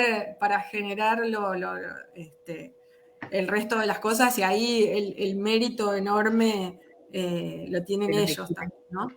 Un equipo, la verdad que yo feliz de haber trabajado con la gente que trabajé, que fue un equipo chico, pero porque bueno, nada, armamos equipos chicos en los que cada uno pueda, ¿no? Es como me parece que es lo que está pasando. Armamos equipos en los que cada uno puede resolver varias cosas, o la manera de poder hacer. Y sí. Y bueno, y el resto, lo que no se puede resolver así, una es como que se convierte en una mujer orquesta, ¿no? Creo que todos tenemos anécdotas de estar resolviendo cuatro manos, ¿no? Pasa mucho. Y una pregunta a las dos, ¿no? ¿Cómo ven porque estuvimos hablando, ¿no?, de los problemas de la realización y demás, el momento de la convocatoria para los talentos, digamos, ¿no? Porque hoy por hoy hay mucho trabajo dentro de lo que es la industria y hay mucha gente que está trabajando para afuera. Por ahí en stop motion siempre es más difícil trabajar para afuera, salvo que sea el estudio que haga el contenido todo completo y resuelva, digamos. Pero en general, dentro de las otras ramas de la animación, hay mucha gente trabajando para afuera, entonces eso pone competitivamente difícil de conseguir talentos que estén a la altura de lo que uno está queriendo lograr. ¿Cómo ven ustedes cómo es ese flujo de recursos? Si es que se pueden conseguir, si les cuesta conseguir, si hay que tener mucha confianza, porque también eso pasa en una animación, ¿no? Tenés que tener confianza porque una persona tiene que entender que no es que te voy a pagar todos los meses así porque cumpla las 8 horas, porque hay veces que vas a tener que ponerte las pilas y no te lo tengo que decir porque te tiene que enamorar la historia, pero qué sé yo. ¿Cómo lo ven a ese tema de los recursos, de los talentos? Bueno, acá en Santa Fe, yo siempre di clases en la escuela de arte y en la escuela de cine, entonces siempre conocía gente que podía incorporarse a los proyectos. Pero me es muy difícil sostener esa gente por mucho tiempo, porque o sea, yo trabajo por proyectos. Yo no puedo tener empleados en la productora porque no es que todo el tiempo tenemos proyectos. Entonces, es muy difícil. Y entonces, qué sé yo, por ejemplo, ahora el equipo que tengo ahora trabaja con la libertad de que tienen otros trabajos. Entonces, qué sé yo, a lo mejor hacen 6 horas y después se van al otro trabajo. Es muy difícil sostenerlo. Sí, sí, en mi caso yo trabajé, por ejemplo, para este corto trabajé mayormente con gente que no venía de la animación, pero que tenían estos oficios. Bueno, sí, por ejemplo, trabajé con Ismael Mon, que en animación trabajó conmigo, obviamente viene de la animación. Sergio Piñeiro, que es el DF, viene también de la animación. A ver, no es que nadie venía de la animación, pero sí trabajé con gente que estaba muy interesada en entrar en este mundo, conocer, tener la experiencia, como encontrarle otra faceta al trabajo que ya venían haciendo. En el caso de Diego Ciruli, que es el que diseñó los personajes, por ejemplo, él es un artista plástico y bueno, trabaja, tiene no me acuerdo bien cómo es el cargo de él, pero en el Teatro Colón haciendo escenografía, es gigante. Entonces, de repente era como, para él era interesante esto de crear estos munditos y los personajes para hacer en escala pequeña y pensando en la animación, o en el caso de Eduardo Gismondi, que mi marido, que en ese entonces todavía no lo era, él viene de la lutería y de la joyería, y bueno, y tener que fabricar, y entró también por su conocimiento de cómo teníamos que hacer nosotros las estructuras, porque trabajamos con estructuras de bolilla y asiento. Importar las estructuras era algo que se nos iba a ir, el presupuesto ya iba a ser imposible. Y bueno, y él entró en el proyecto por su conocimiento, en principio, de joyería, y bueno, y él hizo las estructuras de los muñecos, y por su conocimiento de la directo al rig. Directo al rig. Claro, exactamente. Entonces, bueno, a veces tenés que buscarle otra vuelta porque hay cosas del stop motion que no se hacen acá, o hay muy pocos que lo hacen, o si lo tenés que importar es muy costoso. Y después, bueno, también me pasó, yo, por ejemplo, en esta última experiencia en la que estuve dirigiendo episodios de una serie para Discovery Kids, me pasó de trabajar con gente que trabaja dentro de estudios,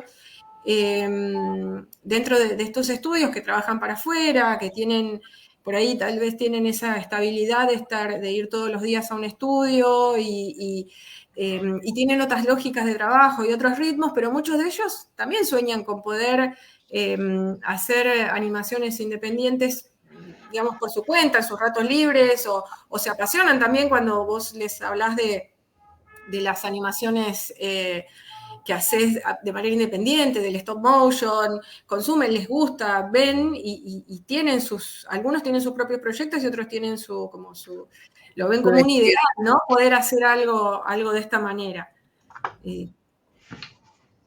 Esa fue un poco mi experiencia, ¿no? De cosas que vi, ¿no? Como mucha gente que está interesada en entrar en este mundo, que bueno, no da muchas oportunidades de mantenerse, entonces Claro, hay que hacer otra cosa y bueno, es tu proyecto aparte, digamos. Claro, yo en el equipo que armé este año eran también, la gente del equipo de arte eran gente de distintos, con distintos conocimientos que quieren aprender, que les gusta. Algunos ya habían estado en el otro proyecto que había sido Aileen en la Luna, entonces, pero siempre tiene que ser como un tiempo acotado. O sea, cuando se extiende un poquito ya, porque Se vuelve difícil. los proyectos, Difícil sostener, sí. Sí. Tengo que decir que hubieron un par de personas que empezaron con el proyecto, ni bien se gestó, y que aguantaron los 8 años fieles a que, bueno, algún día lo íbamos a hacer, y que cuando salió la posibilidad de hacerlo, estuvieron ahí firmes y apoyando, y eso para mí es de lo más valioso que me puedo imaginar, porque bueno, una puede en su cabeza y en su corazón seguir sosteniendo un proyecto, pero que te acompañen y quieran seguir y que lleguen hasta el final y que termine y sean felices de verlo concretado, la verdad es que yo lo siento como una de las cosas más lindas que encontré, y que encima uno se haya querido casar conmigo, pero tan mal no estuvo. No estuvo tan mal, todo, amor, todo. Tenés para una novela, tenés directamente todo. Bueno, Así que bueno. Yo tengo, por ejemplo, el chico uno de los animadores, tengo 2 animadores principales que trabajaron en todos los proyectos. Uno es Marco, que empezó conmigo en la escuela Mantovani a los 16 años, y desde que terminó la escuela está trabajando conmigo, ya tiene 36, o sea que hace 18 años juntos. Y él es uno de los animadores principales, hace la fotografía y la postproducción. Claro. Y la otra animadora es mi hija. Así que es Malena, que la debe haber cruzado en Cancán en Sir Percival. Bueno, sí, capaz, no sé cómo será. Vale. Claro, vale. Cuando arrancaron la animación, ya estábamos terminando la parte de 2D, y después me enganché a hacerle unos planos de post a los chicos, que había unas cosas que estaban hermosas, le presté unos lentes también, y también se dio la pandemia, ¿no? ¿Cómo vivieron ustedes la pandemia? Yo estaba haciendo una serie de 8 capítulos, docu-animada, que eran entrevistas a niños de 4 a 6 años de distintos lugares de mi provincia, que la serie se llama Hablando de Cosas Serias, que en poco se va a estrenar en Pacapaca. Y entonces íbamos a distintos lugares, le hacíamos entrevistas a los niños, a varios niños de cada lugar, y después seleccionábamos una, con esa hacíamos un guión. Le pedíamos al final de la entrevista al niño que hiciera un dibujo imaginándose que era otra cosa, no un niño. Entonces uno es tipo araña, el otro es un dinosaurio, qué sé yo, y con eso hacíamos el arte. Qué bueno. Nos agarró la mitad. Y estábamos por hacer la última entrevista, que era un nene de Venado Tuerto. Yo me había ido a Buenos Aires y a la vuelta pasábamos a hacer la entrevista, y la mamá nos dijo, no pasen porque ustedes vienen de Buenos Aires y van a traer el bicho. Y entonces nos dejó hacer. Así que resolvimos hacerla con una entrevista que ya teníamos grabada de otro nene de otro lugar. Y entonces era a los chicos que trabajaban en el arte, yo les armaba una caja, rociaba todo, se lo llevaban a su casa, les daban los tamaños, todo, y me lo traían. Y entonces yo armaba un set acá y un set, Malena vive en Buenos Aires, entonces le mandaba, cuando pudimos viajar le llevamos, pero si no le mandábamos con alguien que sabíamos que viajaba igual porque tenía algún salvoconducto para viajar, y así la terminamos a la serie. Sí, yo también, a mí me pasó algo más o menos parecido. A ver, una cosa muy interesante que se dio fue lo de teledirigir. Yo estaba dirigiendo una serie para Paca, sí, y las voces eran de chicas y chicos de distintos lugares del país, y lo que hicimos fue armar estudios caseros, o sea, darles como algunas coordenadas de cómo armar sus propios estudiecitos de sonido caseros para que grabaran esos audios, y yo los teledirigía desde acá. Y después, bueno, la animadora estaba acá en Buenos Aires, pero no nos encontramos. Es más, dirigimos 2 series así para Paca Paca. Ahora hace poquito terminé de dirigir otra, y se hizo del mismo modo, aun cuando ya podíamos tal vez juntarnos y todo. eh, Sostuvimos lo de la distancia, porque ya creamos una dinámica que funcionaba muy bien, porque al compartir pantalla también estaba esa posibilidad como si yo me sentara al lado, que a veces cuando haces estos proyectos que tienen presupuestos chicos, cada uno está haciendo varios trabajos a la vez, entonces coordinar los horarios capaz que era difícil también. Es difícil, viste, desplazarte acá en Buenos Aires, que es muy grande, o bueno, trabajar con gente. En esta última serie de Paca Paca, la ilustradora, la mayoría del equipo estaba en Córdoba. Eh, y yo estaba acá, y bueno, como que nos aceitó una forma de trabajar que nos permite también lo Romper federal. el espacio. A crear algo, a crear más vínculos e intercambio entre regiones que están súper alejadas. Entonces, a mí en ese sentido me dio una dinámica de trabajo que la verdad es que me queda, es una herramienta, un recurso que me queda para seguir usando. Y después otra cosa que me pasó también con la cuarentena puntualmente, fue que a mí por lo menos me disparó la necesidad de generar proyectos. Como, bueno, hay que generar. Entonces me pasaba los días reuniéndome, una reunión atrás de otra, con distintos proyectos, y tratábamos de darle forma a... Yo creo que en un momento estuve como en 8 proyectos al mismo tiempo. eh, y bueno, sabíamos que no todos los proyectos iban a salir. Sabíamos que, bueno, pero bueno, fue un ejercicio súper productivo, muy bueno, porque mucha gente que normalmente no está disponible por sus ocupaciones, en ese momento estaban todos disponibles y muy deseosos como de interactuar y de generar proyectos. Entonces, bueno, fue un momento de mucha creatividad. También no puedo decir que era un momento maravilloso ni del mundo ni para nadie, pero sí surgieron cosas muy interesantes, y de ahí salieron proyectos que después, sobre todo algunos al final de la cuarentena, se pudieron concretar. Me pasó lo mismo, yo también. Después dije, ¿cómo hago para hacer todo esto? Bueno, Pero bueno, está buenísimo.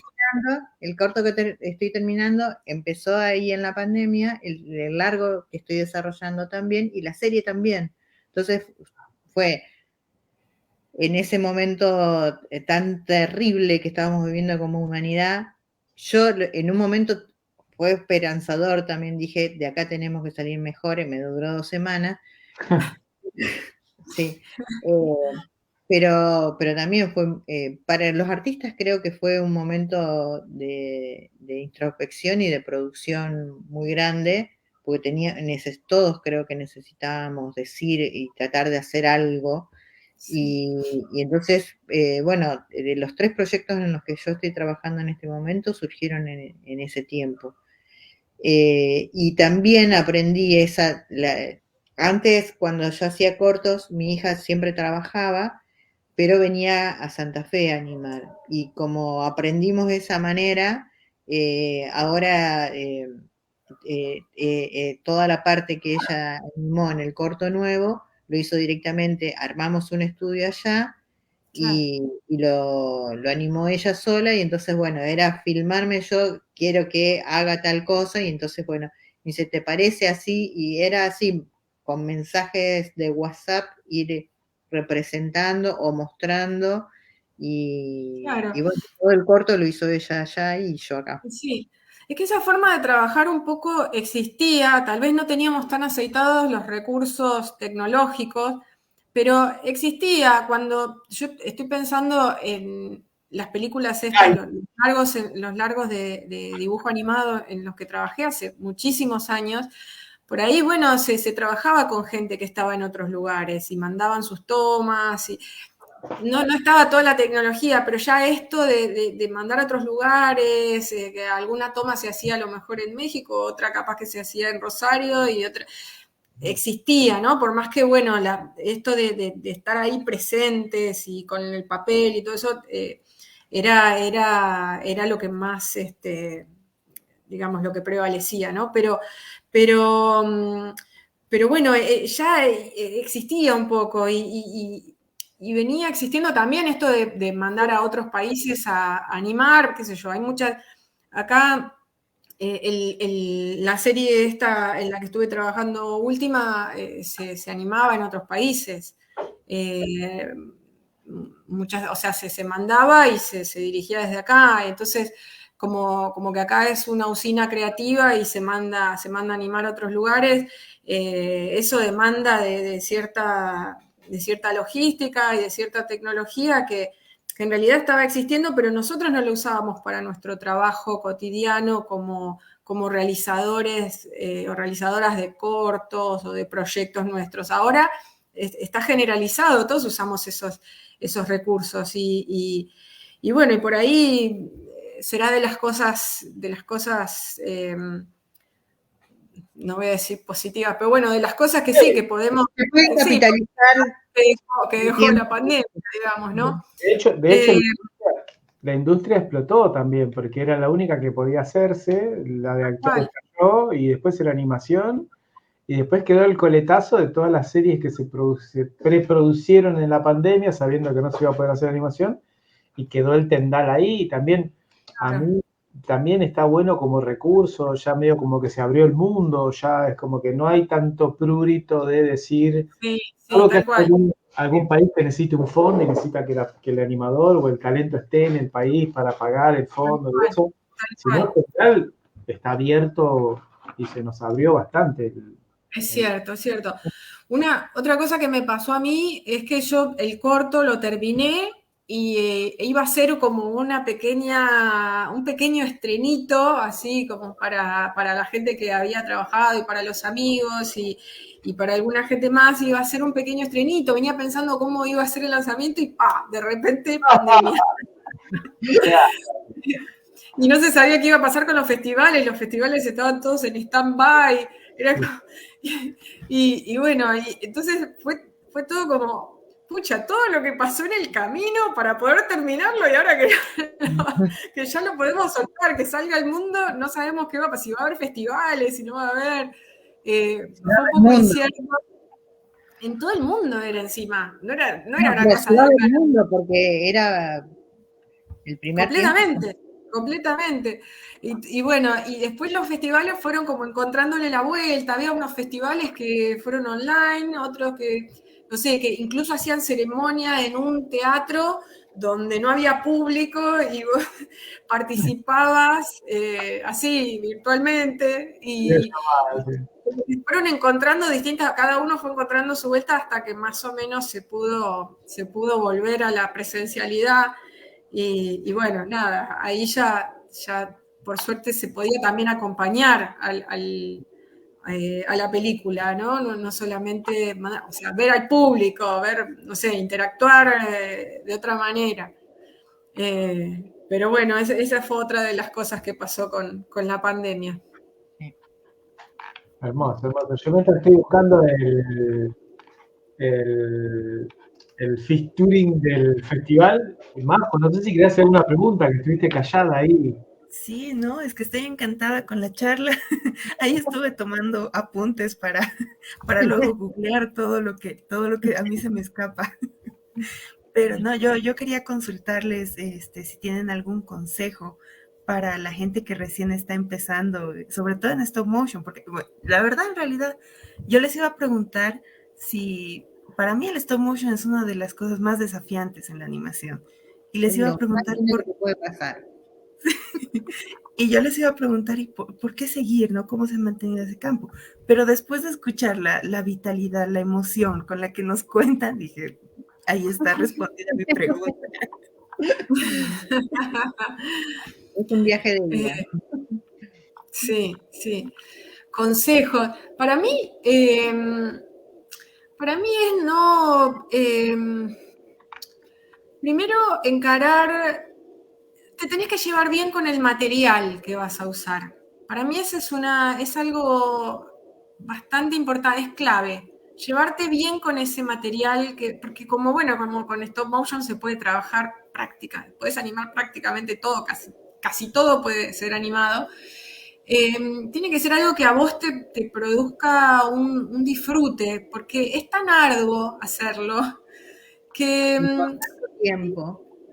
sí, y por tanto tiempo, que no debería ir a contramano de tus propios intereses y de tus propios sentidos, ¿no? Lo que a vos te da Te disfrute, emociona, porque claro.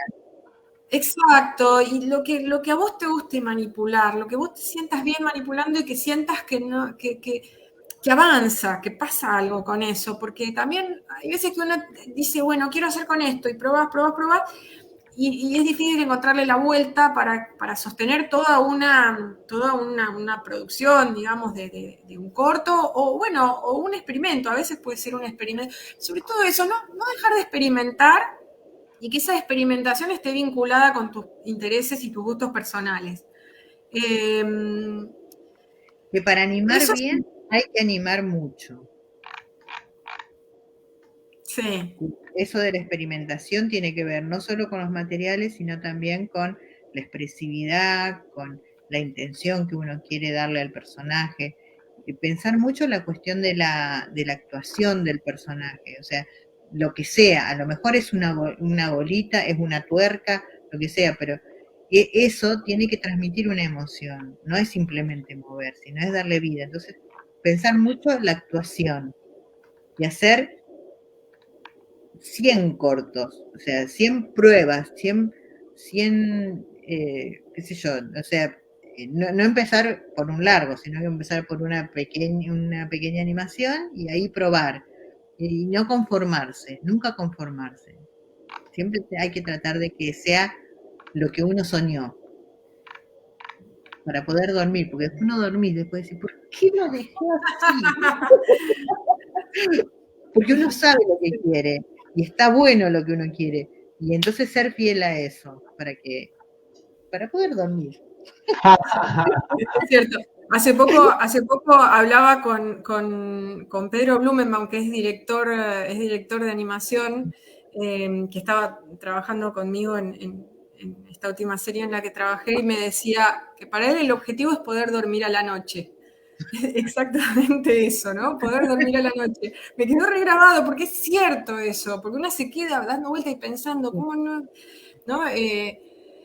Y yo creo que por eso tiene que ser algo con lo que una disfrute el hacer, porque es lo que le da sentido a todo. O sea, hay algo que vos querés contar, buenísimo, lo podés contar de muchísimas maneras, ¿no?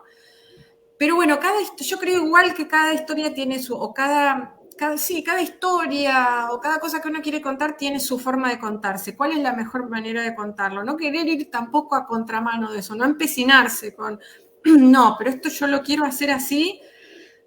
Sí tener determinación y sí sostener y tener mucho coraje para llevar adelante, pero no empecinarse con algo que una vez que no va a funcionar. O sea, si vos sabés que no funciona porque ese material no es el material más adecuado para esto que vos querés contar, para el tipo de acciones que querés contar, bueno, Y entonces también tenés que repensar. porque además las materialidades nos ayudan a decir, digo, no es lo mismo que vos cuentes con arena, que cuentes con pintura, que cuentes con muñecos. Cada materialidad te ayuda a que vos, que la poesía que te transmite ese material te ayude a la historia que vos querés contar. Sí. Entonces, pensar esa relación que tiene ese material con eso que vos querés contar. Para mí siempre, en relación a esto que dice Claudia, para mí siempre estuvo muy presente y lo sostengo mucho, que el arte es el contenido. Cuando vos querés contar una historia, los recursos artísticos que vos usás están contando esa historia. Estar atenta a eso, porque a veces una puede medio contradecirse si no lo piensa bien, si no pensás bien qué recursos estéticos vas a usar. La paleta de colores, la ambientación, el vestuario, lo que sea que vos... El diseño de personajes. Que vos vayas tomando, el diseño de personaje, las decisiones que vos vayas tomando van a ir contando diferentes cosas. Entonces, estar segura de pensar y repensar, no usar porque sí, o por lo menos ese es mi criterio, ¿no? No usar porque sí, porque sí. Mi criterio por lo menos es, bueno, preguntarme, tal vez también con los años cada vez viene más como más implícito, este criterio ya viene a bordo, no lo tenés que repensar y repensar tanto. Tal vez al comienzo sí, es como, pero espérate, si yo a este personaje lo hago así, estoy acentuando, estoy estereotipando, estoy estigmatizando, como que al principio, sobre todo es cuando uno más se tiene que preguntar esas cosas porque venimos a lo mejor como espectadores, como expertos, espectadores, venimos con un montón de cosas sobreentendidas, a veces de clichés o de cosas que repetimos y repetimos sin cuestionar. Que no nos pertenecen también. ¿Cómo? Que no nos pertenecen también. Una que cosa no que pertenecen. A veces podemos decir cosas que van en contra de nuestras opiniones, por ejemplo, con respecto al rol de la mujer, y no nos damos cuenta porque tomamos una decisión. El color de piel de los personajes. El color de piel de los personajes, tal cual.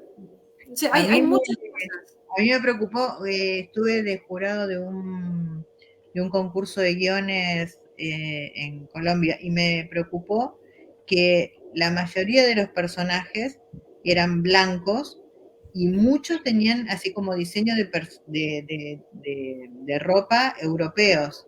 Digo, en esa serie que les decía, que hice entrevista a niñas de la provincia, entrevisté a una niña mocoví y ella quería ser, cuando sea grande, quería tener una trenza muy larga, piernas blancas y largas como Frozen. Digo, esa nena de 5 años nunca va a cumplir con ese objetivo de tener piernas largas y blancas. Por una cuestión de la raza a la que pertenece. Entonces, como latinos, como latinoamericanos, creo que también tenemos la responsabilidad de crear personajes que nuestros chiques se vean, se reflejen. Entonces, cuando creamos contenidos para ellos, también pensar esas cosas. Sí.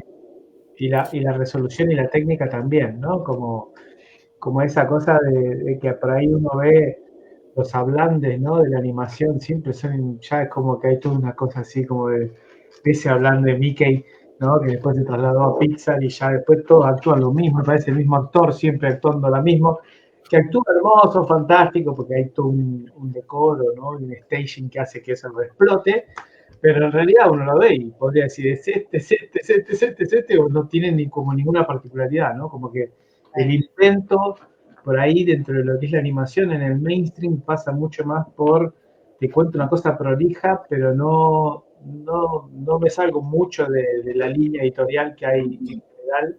Y eso por ahí yo creo que es una de las cosas que más perjudica la animación como plástica y como expresión, ¿no? Como que de repente el personaje se mueva para la porquería, ¿no? Y que tenga que ver con su forma de pensar. Y eso me parece que muy pocas veces se trabaja desde ahí, o sea que me encanta todo lo que están diciendo, pero Iván, yo no sé si estamos como en un horario, yo no sé qué hablaste con ella, pero ya estamos casi para las 2 horas, ¿no? Como que nosotros agarramos y empezamos a hablar y no paramos. Si quieren, por ahí, les comento por ahí, no sé si seguís estando, Valeri, Marina, y a los que están conectados en el chat, un poco para hacer un repaso de todo lo que va a pasar en el Festival Internacional de Cortos de Animación Cartoon, ¿no? Del 6 al 12 de noviembre. Arranca el 6, ¿no? A todos los que sean amantes del anime, vayan, porque a las 15 horas es un lugar muy lindo. Esta es la sede que recién arrancan con este año, con los chicos que los entrevistamos también, a los de Cartoon, que es en el Centro Cultural de las Ciencias. Es un lugar re lindo, tiene unas salas re lindas, es como una experiencia que va a estar muy buena. Está bueno también que le den bola al anime, porque el anime siempre es como que la animación le hace ¡pa! Así, lo saca, ¿no? Como culturalmente. Pero realmente hay como un público muy fuerte que consume mucho y que trata de hacer también, ¿no? Entonces está bueno esto de arranca a las 3 de la tarde y después que es una joyita, ¿no? Como para verla, ¿no? Entre pitos y flautas de Quirino Cristiani, recuperado, o sea que, y después, bueno, todo lo que es el plan, que lo pueden ver en las redes del Cartoon, que después se las paso también, si no hay en la página que ya compartimos, pueden ir a las redes de ellos y suscribirse y fijarse a ver qué les notifique para que vean todo esto, y seguramente... Un lujo de programación. Sí, además que tiene de todo, ¿no? Como que hay de todo. Hay panoramas internacionales, charla está lo de Magrio también, que hace 20 años, festeja los 20 años, Magrio en la animación. Un montón de cosas. Pero bueno, Iván, no sé si... Ahí tenemos una pregunta en el chat. Sí, sí, creo que es el martes. El martes estoy hablando de nuevos públicos, de tratar de, que si bien no es, uno siempre cuando habla así parece como que habla desde el éxito total, y en realidad lo difícil en una historia independiente es encontrarse con el público. Eso me parece que es como el trayecto más difícil, sobre todo si es una animación para adultos que va por el lado de las drogas y la cosa que no tiene nada que ver con la cosa, porque tiene que ver con un arco dramático de los personajes que después van a quebrarse, digamos, pero arrancan desde el submundo total. Pero lo difícil es por ahí conseguir el público, o dónde está ese público que puede consumir esa historia que uno tiene en mente. Y esa por ahí es un poco la tópica de la charla, que es la más difícil, que por ahí, como esto de lo que tratamos de hacer también acá en el laboratorio, que es un poco de dar a conocer a los autores, de generar una pequeña ventana, humilde ventana, para que por ahí el mundo de la animación vea proyectos, como los chicos de la película que están haciendo en Perú, y animaciones en general, que tratamos como de darle un lugar, porque a mí me parece que la animación para adultos, cada vez estoy escuchando cada vez más que están haciendo como más fuerza y como que están, como que todavía el mainstream de Netflix, Disney Plus y todas esas que tratan de conquistar Latinoamérica, pero no la pueden conquistar porque en definitiva tienen historias que son muy ayornadas al mainstream, digamos.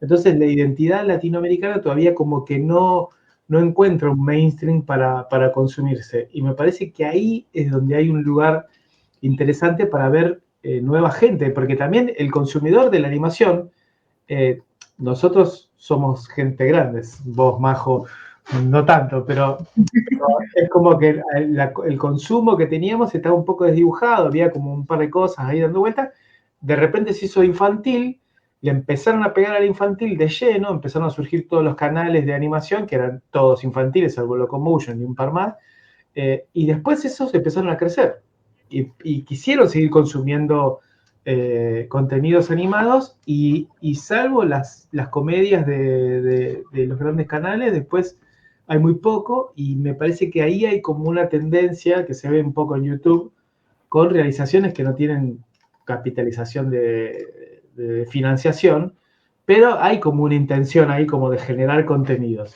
Y me parece que eso tarde o temprano va a despuntarse en algo. O sea, Crunchyroll es una página, para los que no la conocen, es dedicada al anime, dentro de, es la VOD más grande de lo que es el anime en el mundo, pero trabaja con el anime, ¿no? Con el target ahí. Si lograran... ¿Esa charla se va a transmitir? ¿Esa charla tuya se va a transmitir? No tengo idea de eso, tengo que hablar con... No, pero seguramente la hagamos, va a ser el martes, creo que es, no me acuerdo si era a las 8 o algo así. Nosotros siempre acá en el laboratorio tratamos de compartir un poco los focos de los que son. Hace un tiempo mostramos, porque lo que nos interesa dentro del laboratorio es que más allá de charlar entre nosotros y demás, también ver el mercado, ¿no? Y había unos estudios que habían hecho, siempre son norteamericanos, ¿no? También eso falta un poco a Latinoamérica de verse a sí misma y de estudiarse. Hay algunas cosas del libro blanco de España que trabaja un poco Iberoamérica, pero después falta un poco esa mirada más de estudio, porque también hay que tener los recursos y hay que tener las ventanas, y Mónica también trabaja un poco en ese tipo de investigación, Mónica Kirchheimer, ¿no? Y muchos más investigadores también.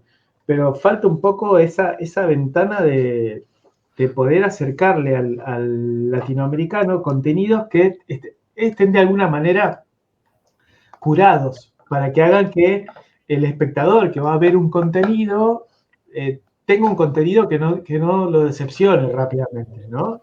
Entonces, ese me parece que es como el lugar donde estamos tratando de hacer fuerza de a poco, ¿no? Para que se transforme en un mercado. Es cierto que el contenido infantil siempre tiene la ventana más interesante, que es la venta del merchandising, ¿no? De las licencias y demás. Y eso del adulto, no hay un adulto comprándose los muñequitos a las cantidades que puede haber de chicos, ¿no? Algunos hay. Nosotros, pero no hay tanto como en el infantil, ¿no? Entonces, Sí, también el hecho de que el público infantil se renueva todo el tiempo, ¿no? Entonces, claro, tal cual. Pero también crece.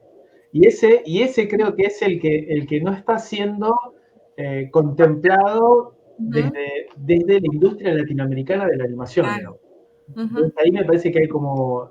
La vez pasada, en el laboratorio pasado, hablamos con Adrián Bonetti, que hace los muñecos y hace las historietas, y es hermoso todo lo que está haciendo como transmedia, ¿no? Y me parece que es como un ejemplo como para ver ese contenido 360, que muchas veces es un discurso difícil de hacer, porque ya hacer una película es difícil, y si encima vas a hacer los juguetes, ya como más difícil, digamos. Pero me parece que el desafío que tenemos como realizadores es empezar a conseguir un grupo de gente, un grupo de público que esté ávido de conocer cosas nuevas latinoamericanas. Me parece que cuando eso se empieza a lograr, me parece que va a ser como un tubo por donde van a empezar a surgir cosas nuevas, porque hay muchas cosas nuevas. El ganador que lo pusimos en el laboratorio, no me acuerdo, no era Sitges, sí, creo que era Sitges, es colombiano, con una serie para adultos, con una película para adultos colombiana. Entonces, me parece que hay ahí como algunas cosas que van empezando a surgir como faros, ¿no? Dentro de esto de tratar de generar una animación para adultos y tratar de encontrar el público. Esa me parece que es como la parte más difícil que nos toca, ¿no? Sí, seguro. Bueno. Pero Me bueno, gustó lo del canal, también. Me gustó lo del canal. sí, esa sí. O también, mira, otra de las entrevistadas que tuvimos hace un tiempo era Martina Sotile, sí, que ella lo que hizo fue hacer un canal de YouTube con películas argentinas o de las que latinoamericanas, que el autor las tuviera guardadas en un espacio, en un rígido tirado por ahí, y con ese canal que se llama Changuita Films, si lo pueden googlear y demás, ven contenido, y lo que hizo ella fue proponerle al autor que le diera los derechos, que tuviera todo eso, vamos, o sea, yo te lo distribuyo y demás, y hubo películas que la vieron en el estreno del Inca, 500 personas, y en el canal tiene 150.000 personas. Entonces, 500 es un montón. Claro. Y este punto me parece que es como un poco también lo que uno podría que a veces lo intentamos hacer, pero entre todo lo que estamos haciendo es difícil, pero que haya un canal en donde se puedan ver esos contenidos que ya el autor no va a tratar de conseguir un rédito económico. Si lo puede ver, genial, mejor, pero si no, también está el rédito de que el contenido que hizo, que le costó tanto, no quede tirado en un cajón, en un rígido. Claro. Eso también estaría bueno lograrlo. Seguro que sí, seguro. Sí, totalmente. Pero bueno, Iván, todo tuyo, yo no hablo más. Sí, no, en realidad es que todo lo que nos han compartido trae mucho, ¿no? de recuerdos, porque en realidad yo he empezado haciendo stop motion y era realmente un desafío, ¿no? Tratar de resolver, o sea, realmente te motivaba, ¿no? Ser bastante ingenioso para ir solucionando cada cosa, ¿no? Y cuando comentaban, ¿no? Cómo buscaban estas cositas ahí me venía, ¿no? O sea, miren, acá en La Paz en particular, en el 24 de enero se celebra la Feria de la Lacita, que es la feria de la miniatura. Así que si pueden darse una vueltita por acá. El 24 de enero. O sea, bueno, empieza el 24 de enero y aproximadamente casi es un mes que está la feria. Pero como les comento, ¿no? Es la feria de la miniatura y eso va en relación con una tradición de origen precolombino, ¿no? Hay un diosecillo que se llama Lequeco, que es un personaje al cual se le va cargando todas estas miniaturas con el fin de obtener esos deseos, ¿no? Entonces, quienes quieren tener su casa, su auto, etcétera, van colgándole a este personaje todo, ¿no? Bueno, hay de todo, ¿no? Majo, ahí no sé si me puedes dar una manito, pero sí, ¿no? hay Material de construcción, casas, todo, absolutamente todo y bastante artesanal, entonces es una belleza, ¿no? En ese sentido esta feria, y si pueden, y para quienes hacen stop motion sobre todo, creo que les van a sentirse fascinados con cada cosa que se encuentra. Ya tomamos nota. Genial. Me voy agendando 24. Sí, ¿no? sí. Y bueno, para ya no ir ya no perjudicarlas y agradecerles realmente todo el tiempo que nos han brindado, porque ha sido una charla maravillosa. O sea, nos hemos salido del Festival Cartoon a hablar de stop motion, ¿no? Pero eso sí, o sea, creo que ¿no? El Festival Cartoon, por lo menos todo lo que hemos tenido la oportunidad de observar, está como para no perdérselo, ¿no? Todas las obras, todo ello ha sido realmente maravilloso, como lo decíamos, es algo refrescante volver a ver cosas, ¿no? Y que están más tiradas a técnicas más tradicionales, ¿no? Stop motion, el dibujo animado, un poquito, sin desmerecer, evidentemente, ¿no? A las técnicas digitales, pero creo que ha recuperado esa magia, no se ha refrescado y realmente motiva. Sí, es refrescante para la mirada y para el alma.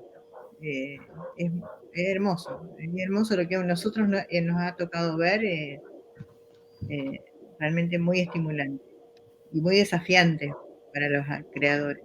Sí, y la verdad que, bueno, yo por lo menos me siento súper agradecida de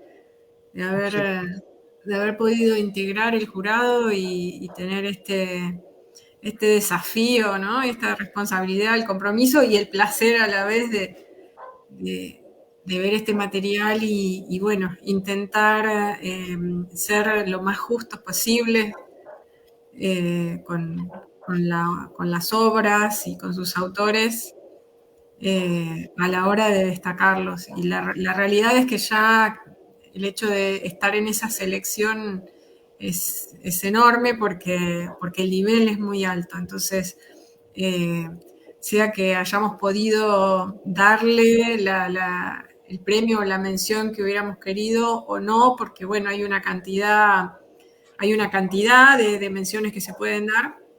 Nos faltaron premios. Sí. Sí,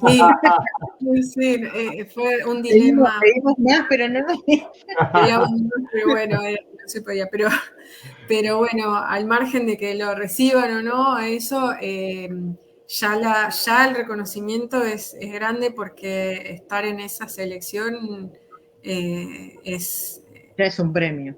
Es un premio, porque es una muy buena selección. Y seguramente habrán habido un montón de cortos, digo, por la calidad de este material, habrán habido cortos buenísimos que no habrán podido acceder a la selección, porque bueno, claramente esto era material buenísimo y mucho, hay bastante para ver. Entonces, eso hace que también el festival brinde una experiencia al espectador que la verdad es que creo que nadie puede salir de la sala indiferente. Hermoso. Bueno, muchísimas gracias. Yo también voy a pasar a despedirme y agradecerles por esta charla, que yo creo que ha sido de todo. Ha sido informativa, ha sido inspiradora, porque me deja ganas terribles de asistir al Festival Cartón, a ver todas esas maravillas. Y por otro lado, ¿no?, acercarse a esto que ustedes nos han hablado de la experimentación, y a despertar esa sensibilidad por el material. Y además haciendo una charla desafiante a seguir soñando, seguir creando y seguir trabajando, con el afán de dormir bien por la noche.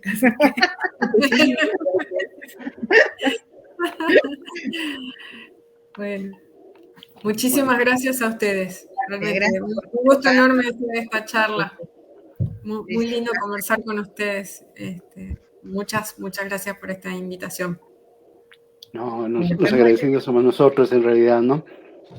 Y Pablo, no sé si tienes algunas palabras para... Solo agradecerles y gracias por ese empuje que me parece re interesante al momento de crear también de una manera descentralizada, también de lo que es Capital Federal, ¿no? Y poder generar contenidos y poder acercarle por ahí, que también es parte de lo que es el laboratorio, de acercarle a ese que está en un pueblito alejado, que es el raro del pueblo que le gusta la animación, y hoy por hoy medio como que puede integrarse a un grupo o ver a ver quién está haciendo, por lo menos en las redes, y dice, yo estoy acá en el culo del mundo con mi computador y me encantaría hacer. Entonces eso me parece que es como lo lindo, porque ahí es donde empiezan a surgir cosas que tienen otro corazón, ¿no? Entonces, gracias totales. Gracias totales. Nos vemos en el Cartón. Sí. Qué envidia que puedan estar allá. Bueno, ¿tendrán que venir a visitarnos o tendremos que ir a visitarlos nosotros a ustedes? Tal cual. Domingo 6 de noviembre, primer día, a 15 horas, Centro Cultural de las Ciencias. Ahí arranca el cartoon y empieza la magia. Sí, espero que se dé la oportunidad, ¿no?, de poder visitarlas o que puedan estar por acá. Con mucho gusto. ¿No? Bueno, pues amigos de Latinoamérica, quiero agradecerles, espero hayan disfrutado realmente como nosotros esta charla y bueno, invitarlos al próximo miércoles para el cierre de este ciclo, ¿no? Ya son tres años que estamos con el laboratorio y bueno, tratando de renovarnos, de darle más ganas y bueno, agradecerles nuevamente, Bea, Claudia, ha sido magnífica esta charla. Pablo, Majo, no, igual. Entonces nos vemos el próximo miércoles y que tengan muy buenas noches. Y ahí no perderse el cartoon, por favor. No. Chao, buenas noches. Un abrazo. Chao. Chao.